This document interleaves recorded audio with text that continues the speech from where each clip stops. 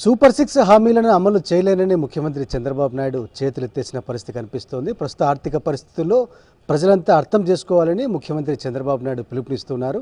ఈ వ్యాఖ్యలను ఏ విధంగా చూస్తున్నారో మనతో మాట్లాడేందుకు అనంతపురం మాజీ ఎంపీ, అనంతపురం జిల్లా వైఎస్ఆర్ కాంగ్రెస్ పార్టీ అధ్యక్షులు అనంత వెంకటరామరెడ్డి గారు ఉన్నారు. ప్రధానంగా ఎట్లా చూస్తారు వెంకటరామరెడ్డి గారు? చంద్రబాబు నాయుడు గారు వ్యాఖ్యలను ఏ విధంగా చూస్తారు? ఎన్నికలకు ముందు సూపర్ 6 హామీలు ఉదరగొట్టే ప్రసంగాలు చేశారు, పెద్ద ఎత్తున ప్రచారం చేసి అధికారంలోకి వచ్చారు. ఇప్పుడు హామీలు అమలు చేసేందుకు ఆర్థిక పరిస్థితి సహకరించడం లేదని చంద్రబాబు నాయుడు గారు చెప్తున్నారు. మీ విశ్లేషణ ఏంటి? చంద్రబాబు నాయుడు గారు మొదటి నుంచి కూడా పచ్చి అవకాశవాది. ఊసరవిల్లు అయినా కూడా అన్ని రంగులు మారుస్తుందేమో తెలియదు, కానీ ఇతను మాత్రం ఏ ఎండక గొడుగు ఎప్పటికప్పుడు రంగులు మార్చే తత్వం కలిగిన వాడు అని చెప్పేసి మరోసారి కూడా నిరూపించుకున్నాడు. 14 సంవత్సరాలు ముఖ్యమంత్రి, ఎన్టీ రామారావు క్యాబినెట్లో ఆర్థిక శాఖ మంత్రులుగా కూడా పనిచేసి పెద్ద ఎత్తున రాష్ట్ర ఆర్థిక పరిస్థితులు అన్నీ కూడా అవగాహన చేసుకునేవాడు, జాతీయ స్థాయిలో కూడా పనిచేసిన వాడు ఈరోజు నాకు తెలియదని చెప్పేసి ఇదే ఎన్నికల సమయంలో కూడా చెప్పాడు ఆయన కూడా. ఎందుకంటే ఎప్పుడు చాలామంది కూడా అడిగారు, ఒక దిక్కేమో మీరు ఈ రాష్ట్రం అప్పులు ఊపిలో తీసుకొని పోయినాడు జగన్మోహన్ రెడ్డి గారు అని చెప్తూనే సూపర్ 6 హామీలు, సూపర్ 7 ఇవన్నీ చెప్తున్నారు కదా, ఎలా సాధ్యమని చెప్తే అది మనసుంటే మార్గం లేదా, లేకుంటే నేను సంపద సృష్టిస్తాను, నాకు సంపద సృష్టించేది కూడా తెలుసు, నాకు అనుభవం ఉంది అని చెప్పిన వాడు ఆయన కానీ, ఆయన కూటమిలో భాగస్వాములైన పవన్ కళ్యాణ్ గారు కానీ, అలాగే భారతీయ జనతా పార్టీ కావచ్చు, అన్ని పార్టీలు కూడా ఈరోజు వారికి కావాల్సిన పత్రికలు, ఎలక్ట్రానిక్ మీడియా వీళ్ళందరూ కూడా పెద్ద ఎత్తున ప్రచారం చేసి ఈరోజు అతనికి ఒక సామెత అనేది రాజశేఖర్ గారు ఎప్పుడు చెప్పేవారు కూడా, ఏరు దాటేంత వరకు ఓడ మల్లన్న, ఏరు దాటిన తర్వాత బోడి మల్లన్న అని చెప్పినట్లుగా అట్లా చంద్రబాబు నాయుడు గారి యొక్క నైజం అనేది కూడా మరొక మారు కూడా బయటపడింది. ప్రజా కోర్టులో ఒక పెద్ద ముద్దాయి చంద్రబాబు నాయుడు గారు, పవన్ కళ్యాణ్ గారు వారి కోసం ప్రచారం చేసి ప్రజలను మబ్బపెట్టి చేసిన వారందరూ కూడా. ఎందుకంటే జగన్మోహన్ రెడ్డి గారు ముఖ్యమంత్రిగా ఇంతకంటే ఇప్పుడు ఇస్తున్న సంక్షేమ కార్యక్రమాల కంటే, పథకాల కంటే ఎక్కువ ఇవ్వలేను, ఇప్పటికే ఆర్థిక భారం కూడా పడిపోయింది, ఇంకా పరిస్థితులు అనుకూలంగా లేవని చెప్పి చాలా స్పష్టంగా ఎన్నికల్లో బహిరంగ సభల్లోనే చెప్పాడు. కానీ అదే దాంట్లో నేను ఇవ్వగలను అని చెప్పినవాడు చంద్రబాబు నాయుడు గారు. కాబట్టి ఇది పెద్ద ముద్దాయి, ఇది చేస్తాం. కానీ మాకు తెలియదు, వైఎస్ఆర్ కాంగ్రెస్ పార్టీ ప్రజల పక్షాన పోరాడుతుంది.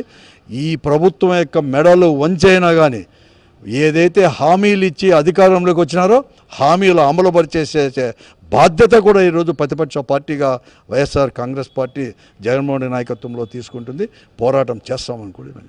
విశ్వాసఘాతం అంటారా, నమ్మక ద్రోహం అంటారా? ప్రజలు ఏ విధంగా అర్థం చేసుకోవాలంటారు? ప్రజలు విశ్వాసఘాతకులు అనేది ప్రజాస్వామ్యంలో ఇంతవరకు ఎంతో చాలామంది ముఖ్యమంత్రులు విశ్వాసఘాతకుడు అని మరొక విషయం. ఎందుకంటే అతని సహజ శైలి. ఎన్టీ రామారావును కూడా ఇట్లా వెన్నుపోటు పొడిచాడు, అలాగే ఇప్పుడు కూడా అంతే. ప్రజలు నమ్మించాడు, అరచేతిలో వైకుంఠం చూపించాడు, ప్రజలకు నమ్మించి అధికారంలోకి వచ్చిన తర్వాత మరొక మారు ఎన్టీ రామారావుకి పొడిచినట్లే ప్రజలకు కూడా వెన్నుపోటు పొడిచే తత్వమే పొడిచాడు దాంట్లో కదా. ఏదేమైనా కానీ అతనికి ఒక గుణపాఠం అనేది కూడా చరిత్రలో ఇటువంటి వారికి గుణపాఠం అనేది కూడా చెప్పకపోతే, ప్రజలు చెప్పకపోతే కానీ, లేకపోతే రాజకీయ పార్టీలు చెప్పకపోతే అందరిది కూడా ఇదే దావ అవుతుంది, ఇదే దారిలో పోతారు. కాబట్టి తప్పకుండా కూడా చెప్పాల్సిన బాధ్యత. సూపర్ 6 హామీలకు ఆకర్షితులై ఓట్లేసిన వారు పరిస్థితి ఈ విధంగా ఏ విధంగా ఉండబోతోంది? మీరు వారికి ఏమని అప్పీల్ చేస్తున్నారు? నేను ఒకటే ప్రజలకు అందరికీ కూడా చేసుకోవాల్సింది, ఆ రోజు ఏదైనా కానీ ఒక హామీ ఇస్తే అమలు పరచాలా అనే చెప్పాడు. అందుకోసమే రాజశేఖర్ గారు కావచ్చు, జగన్మోహన్ రెడ్డి గారు అమలు పరిచి, ఎంత కష్టమైనా కూడా అమలు పరిచి చేస్తున్నారు.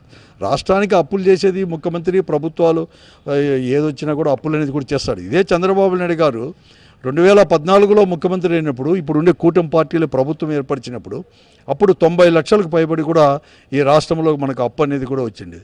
కానీ దాన్ని దాదాపుగా 4 లక్షల కోట్లకు తీసుకొని పోయినాడు. ఆ రోజు అప్పు చేయలేదా? ఆ రోజు కూడా ఒక హామీ కూడా అమలుపరచలేదు.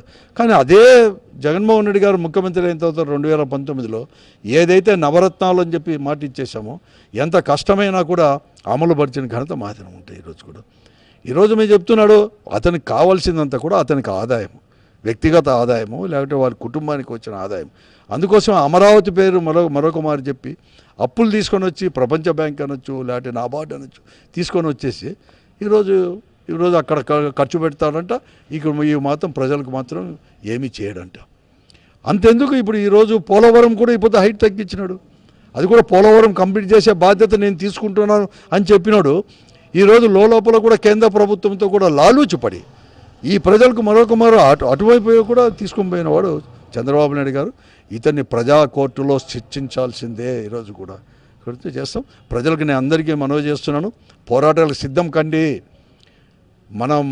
మన హక్కు ఇది. ప్రజలకు ఎప్పుడైతే ఓటేశారో వారి హామీ, వారి యొక్క మేనిఫెస్టోని నమ్మి ఓటేశారో వెంటనే కూడా ఆ ప్రభుత్వం వచ్చిన తర్వాత మన అందరు ప్రజల యొక్క హక్కు సూపర్ 6 హామీలు అమలుపరుచుకునేది. ఎందుకంటే ఆ హక్కు కోసం పోరాడి సిద్ధం కండి అని చెప్పి చెప్తున్నాను. మొత్తం మీద ప్రజలకు వెన్నుపోటు పొడిచిన విశ్వాసఘాతుకుడు చంద్రబాబు నాయుడు చాలా స్పష్టంగా మండిపడుతున్న పరిస్థితి కనిపిస్తోంది. మరోవైపున ప్రజలంతా చైతన్యం కావాల్సింది. సూపర్ 6 హామీలను సాధించుకోవడం ప్రజల హక్కుగా భావించాల్సి ఉంటుంది. వైఎస్ఆర్ కాంగ్రెస్ పార్టీ పూర్తి స్థాయిలో అండగా ఉంటూ ప్రజల పక్షాన పోరాటాలను మరింతగా ఉధృతం చేస్తామని చాలా స్పష్టంగా అనంత వెంకటరామరెడ్డి గారు పేర్కొంటున్న పరిస్థితి కనిపిస్తోంది. వీడియో శ్రీనివాస్ శివారెడ్డి, సాక్షి న్యూస్, అనంతపురం.